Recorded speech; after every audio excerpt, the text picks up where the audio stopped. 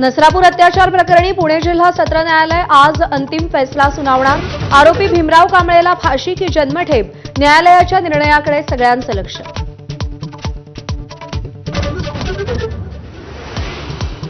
केतन अग्रवालचे मारेकरी सिया आणि चेतनला आज कोर्टात हजर करणार। 7 दिवसांच्या चौकशीत हाती लागलेल्या गोष्टी पोलीस कोर्टात मांडणार। पोलीस कोठडी की न्यायालयीन कोठडी याचा आज निर्णय। मुंबईत मोहरम दरम्यान विषारी गोळ्या वाटणाऱ्या फैयाज निसारला 15,000 लोकांचा जीव घ्यायचा होता। तपासात धक्कादायक माहिती समोर। फैयाज आणि त्याच्या भावाची पत्नी सोडून गेल्यानं सुडानं पेटला होता।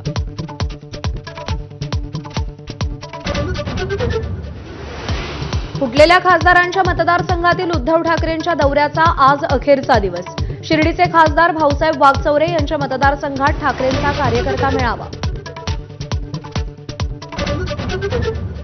उद्धव ठाकरेंच्या यवतमाळ दौऱ्यानंतर पदाधिकाऱ्यांचे राजीनामे। तालुका प्रमुखासह 15 जणांनी राजीनामे सोपवले। वैयक्तिक कारणामुळे पद सोडत असल्याचा पत्रात उल्लेख। पावसाळी अधिवेशनात आज टीईटी पेपर फुटीवरून विरोधक रान उठवणार। शिक्षण मंत्री दादा भुसेन विरुद्ध विरोधक आक्रमक।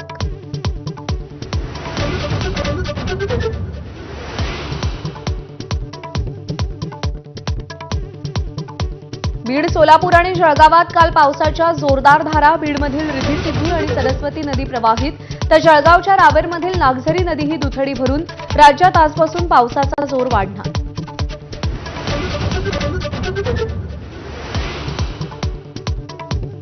पुण्याच्या आनंद देशपांडेंची पर्सिस्टंट सिस्टम्स कंपनी जर्मनीची नागारो कंपनी खरेदी करणार।